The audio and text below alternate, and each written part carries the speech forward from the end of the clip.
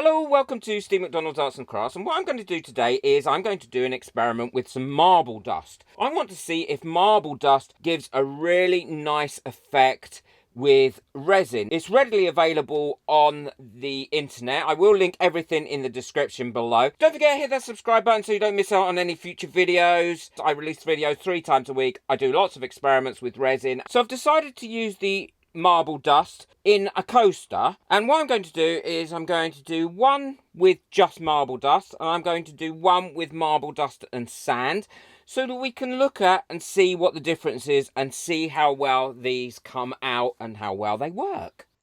When using marble dust to mix in anything, always ensure you follow the manufacturer's safety instructions. With this, it's really important not to breathe it in, so make sure you wear a mask. But you should be wearing a mask when using resin anyway. I've got my resin mixed up, and now all I'm going to do is add my stuff. So I've used 3 teaspoons of marble powder and 4 teaspoons of sand in this one. I'm just going to pour it into this coaster, let it find its own level here. And then I can see a little bit of sand at the bottom there, and I'm just going to pop that into the coaster as well. I mixed up 3 teaspoons of marble dust only in this one, and once again, I'm just pouring it in and letting it find its own level. It didn't produce any extra heat or bubbles. I am going to go over it with my long neck lighter to ensure I get rid of the bubbles. And now what I'm going to do is I'm going to let these cure up for 24 hours, and then we'll come back to them.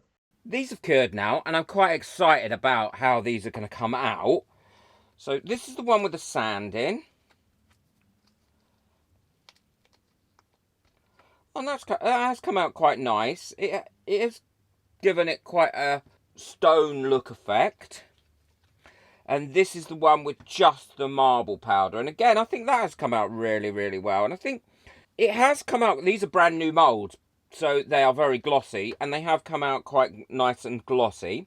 I think it does give a different effect in the sand one than if it was just sand. I think it gives it that more stone look effect, especially around the edges. Maybe I should have waited a little bit longer for the resin to thicken up even more, because the sand did float to the bottom. But this one has given a really nice, even effect to the final finish. There we go. Little tiny bubble there, look. So let me know in the comments what you think of those. I hope you've enjoyed that experiment. I will be using this in the future, definitely.